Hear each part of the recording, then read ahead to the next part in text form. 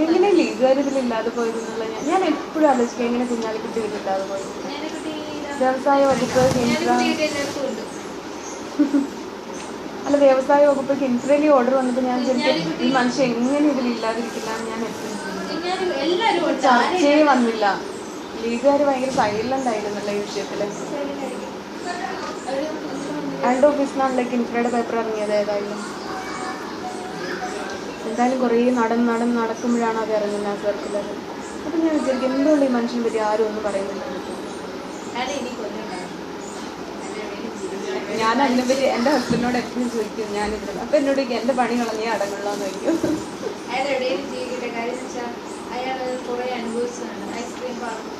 എന്നിട്ട് എന്ത് പറ്റും? അല്ല എന്ത് പഠിച്ചു? പഠിച്ചില്ല. അയാൾ സീറോ ആയിരുന്നു ഒരു കാലത്ത്. അതായത് എയർപോർട്ടിൽ വരുമ്പോൾ ഒരു മിനിസ്റ്റർ ആയിരുന്ന ഒരു മനുഷ്യൻ പെട്ടെന്ന് ഈ കേസ് വന്ന് പുറത്തേക്ക് വന്നു കഴിഞ്ഞു. അതിൻ്റെ അടുത്ത ആഴ്ചയോടെ അയാൾ എയർപോർട്ടിൽ വരുമ്പോൾ ഈവൻ അയാളെ പെട്ടി പിടിക്കാൻ പോലും ഒരു മനുഷ്യർ ചെന്നിരുന്നില്ല.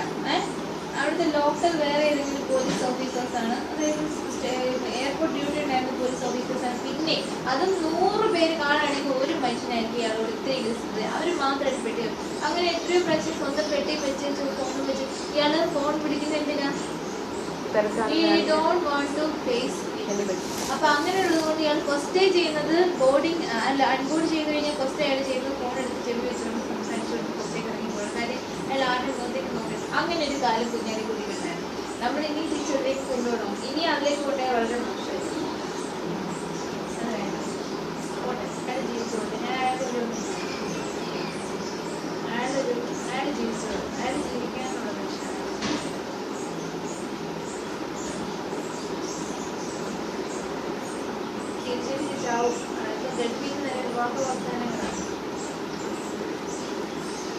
ഇവിടുന്ന് പോയി കിട്ടാൻ വേണ്ടിയാ?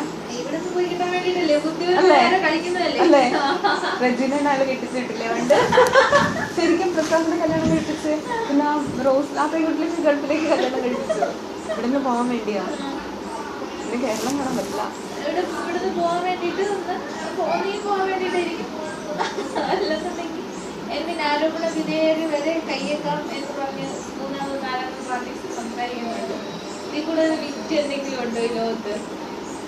ആരോപണ വിധേയർ ഇപ്പൊ കല്യാണം കഴിക്കാം. പക്ഷെ ഞാൻ കാര്യം പറയട്ടെ, വേണമെങ്കിൽ അത് മാനം തിരിച്ചിട്ടില്ലേ അഭിമാനം. ഞാൻ പറയട്ടെ, ശശി തരൂര് സുനന്ദ പുഷ്കർ കല്യാണം കഴിച്ചിട്ട് എന്തുണ്ടായി? അവർ പെട്ടെന്നൊരു ഭാര്യയായി മാന്യായി അതുപോലെ ആയിക്കൊടുക്കും. എനിക്ക് ഭാര്യ മാന്യാവും. ഞാൻ അയാളുടെ അടുത്ത് എന്റെ ഫേസിലും കൂടി നമ്മൾ നിൽക്കും. അതൊരു വീടിനകത്തുള്ള കാര്യമല്ലേ? പുറത്ത് എനിക്ക് വേണ്ടേ ഒരു പറയാം. വിവാഹം എന്ന് പറയുന്നൊരു വാക്ക് ഞാൻ സ്റ്റോപ്പ് ചെയ്തു. അതില്ല. കുട്ടികൾക്ക് വേണ്ടി ജീവിക്കും. ആളുകളെ സ്വന്തം കുടുംബം അല്ല ആളിൽ എത്രത്തോളം താഴെ വരും അല്ലേ? എന്നാൽ ആവശ്യമുള്ള സമയത്ത് ഇവർ ഇതിന്റെ 10-1 ദയ കാണിച്ചാൽ പോലെ.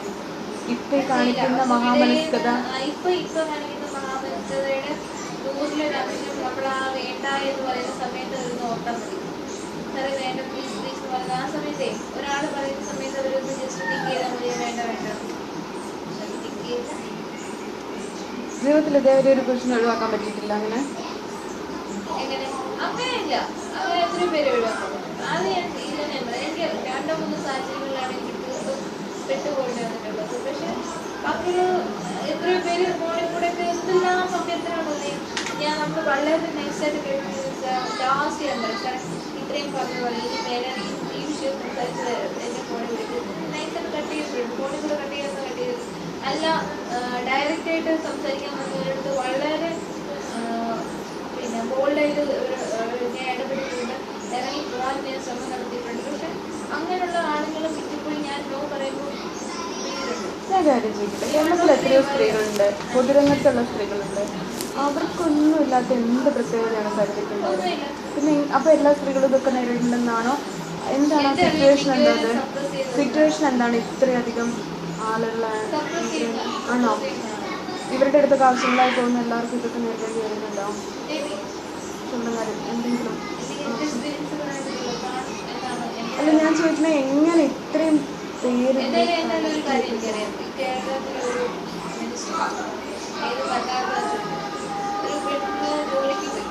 ജോലിയും ഇൻഡസ്ട്രി അവർക്ക് ഒരു കോൺട്രാക്ട് ബേസിൽ ഒരു ജോലി വേണം. മകൻ്റെ പഠിത്തം അതിന് വേണ്ടി മെഡിക്കൽ കോളേജിൽ ഒരു സർട്ടിഫിക്കറ്റ് 14 ലക്ഷം രൂപ പിന്നെ എല്ലാം വിറ്റ് പൈസ എല്ലാം വിറ്റ് കൊണ്ടുപോയിട്ട് അവർ പറ്റിച്ചു. അപ്പോൾ അതിന് കർണാടകയാണ്. അപ്പോൾ അതിന് കൂടെ ഹെൽപ്പ് ചെയ്യണമെന്ന് പറഞ്ഞ ഒരാളെ അപ്രോച്ച് ചെയ്തു. ഒരു മിനിസ്റ്റർ അപ്രോച്ച് ചെയ്തു. മിനിസ്റ്റർ ആദ്യം നല്ല രീതിയിൽ സംസാരിച്ചു. രണ്ടാമത്തെ ദിവസം മിനിസ്റ്റർ ഫോൺ ചെയ്യണം ഇന്ത്യയുടെ ഫോണിൽ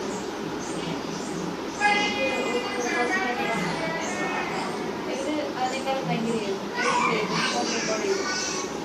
റെക്കോർഡ് ചെയ്ത് പിറ്റേ ദിവസം വിളിച്ചപ്പോൾ ഫോൺ റെക്കോർഡ് ചെയ്തു. അപ്പോൾ ആ സമയത്ത് കാര്യങ്ങളൊക്കെ റെക്കോർഡ് ചെയ്തു. അതിൻ്റെ അടുത്ത ദിവസം PA വിളിച്ചിട്ട് സാറ് ഇത് ബന്ധപ്പെട്ടെന്ന് വേണം അത് റെക്കോർഡ് ചെയ്തു. പക്ഷെ ഒരു കൂടിയില്ല. അപ്പോൾ എന്തോ സൗകര്യമാണ് വഴി.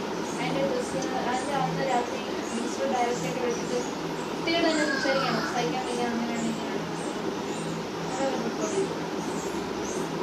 റെക്കോർഡ് ചെയ്തിട്ട് ദിവസം ഒരു വക്കീലിനെ കാണാൻ വേണ്ടി വരികയാണ് കോടതി, ലേഡി വക്കീൽ. അപ്പോൾ ഈ വിഷയം സംസാരിച്ച് കഴിഞ്ഞപ്പോൾ ഞാൻ അവിടെ വേറൊരു ആവശ്യത്തിന് കംപ്ലൈൻറ്റ് കേസ്. അപ്പോൾ ഈ അഡ്വക്കേറ്റ് എൻ്റെ രജിസ്ട്രേഷൻ ഓഫ് കേസാണ് എന്ന് പറഞ്ഞു. അപ്പം ഞാൻ കേട്ടുകൊണ്ടിരുന്ന കാര്യങ്ങളെല്ലാം കേട്ടു. അപ്പം ഞാൻ ആ വിഷയം ഉണ്ടാക്കിയത് അന്നത്തെ വിഷയം എല്ലാം കൂടെ താഴെ നൈസായിട്ട് ആ പിന്നെ ഇതുണ്ടല്ലോ മൊബൈലിൽ മെമ്മറി കാർഡ് സഹിതം മാറ്റി. ഇതിനു വേണ്ടി ഇവരുടെ സഹായിക്കാനാണ്. ആര് മാറ്റിയ വക്കീലോ? ഞാൻ മാറ്റി.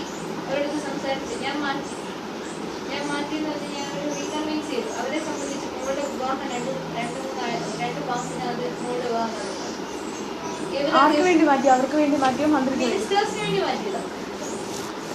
സത്യത്തിൽ മിനിസ്റ്റേഴ്സിന് വേണ്ടി മാറ്റി, അവർക്ക് വേണ്ടി മാറ്റിയതല്ല. പിന്നെ അവരുടെ ഒരു പാർട്ടിയിൽ ഞാൻ നിന്നതെന്ന് വെച്ചാൽ അവരെ പറ്റി ഞാൻ കുറേ കേട്ടപ്പോൾ അവർക്ക് ഇതില്ല, ബോധമില്ല. അവരിത് വെച്ച് പബ്ലിക്കിനെ കൊടുക്കാൻ വേണ്ടിയിട്ടില്ല.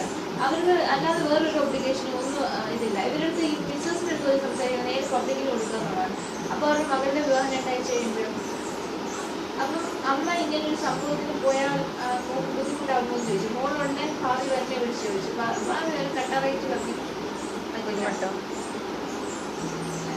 അപ്പോൾ അത് പറ്റില്ല എന്ന് പറഞ്ഞിട്ട് ഇവർ ഒരു തരത്തിൽ അങ്ങോട്ട് ഇങ്ങോട്ടും ഇതാണ്. പിന്നെ അവരെ കൺവിൻസ് ചെയ്തു. 2 ദിവസം എടുക്കാൻ അവരെ കൺവിൻസ് ചെയ്യാം. ആ മെമ്മറി കാർഡ് ഒക്കെ എഴുതിയിട്ടുണ്ടോ? എല്ലാം എല്ലാം ഒന്നാമത്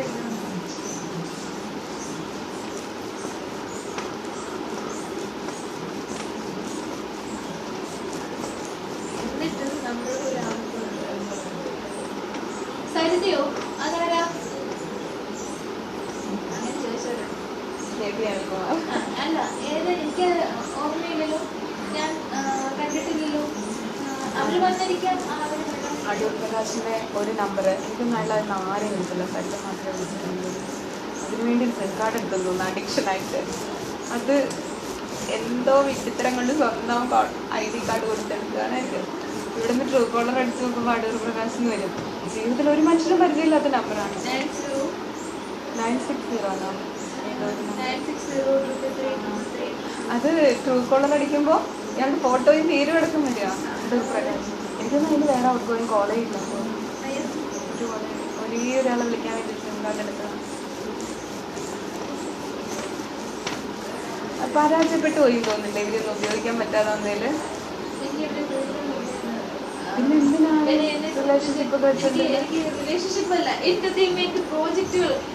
അത് എനിക്ക് എൻ്റെ കൊല്ലാത്തൊരു ഓരോ ബിസിനസ് ഞാൻ വരുന്നില്ല. ഞാൻ അല്ല എനിക്ക് ഫസ്റ്റ് കസ്റ്റമർ കൊണ്ടൊരു കംപ്ലൈൻറ്റ് കൊടുത്തതാണ്. ലേഡി കസ്റ്റമറാണ്. ഞാൻ അവരോട് നല്ല ലൈസൻസ്, പക്ഷെ അവരെന്തുകൊണ്ടോ ഇതായിട്ട് അപ്പം ഞാൻ എറണാകുളത്ത് നിന്ന് ട്രിവാൻഡ്രത്തേക്ക് മീറ്റിംഗ് വന്നിട്ട് ഞാൻ ഏകദേശം ചേർത്ത് കഴിഞ്ഞപ്പോൾ എനിക്ക് കോൾ വന്നു. ഞാൻ ഇന്ന മിനിസ്റ്ററാണ്. അപ്പോൾ ഞാൻ കാര്യമെല്ലാം കേട്ടു. അപ്പോൾ ഞാൻ സാർ ഞാൻ സെറ്റിൽ ചെയ്തുകൊണ്ടിരിക്കുകയാണ്. അതിനെ പെട്ടെന്ന് സെറ്റിൽ ചെയ്യണം. പക്ഷേ നിങ്ങൾ നേരിട്ട് കാണുന്നല്ലോ, എനിക്കൊരു നേരിട്ടുള്ള ഉറപ്പ് വേണം. അത് ഫസ്റ്റ് കോൾ. അപ്പം ഞാൻ പറഞ്ഞു സാർ ഞാൻ ഒഴിവാക്കാൻ വേണ്ടിയിട്ടാണ് അപ്പം ഫൈൻ ഞാൻ ആലപ്പുഴ അപ്പം ഞാൻ കാറിൽ നിന്ന് പ്രാഗമാണ്. എനിക്ക് മീറ്റിങ്ങിന് പോവുകയും വേണം, സമയത്തിന് പോവുകയും വേണം. അപ്പം അതിനകത്ത് എന്തോ സംഭവം ടെൻഡറാണ്.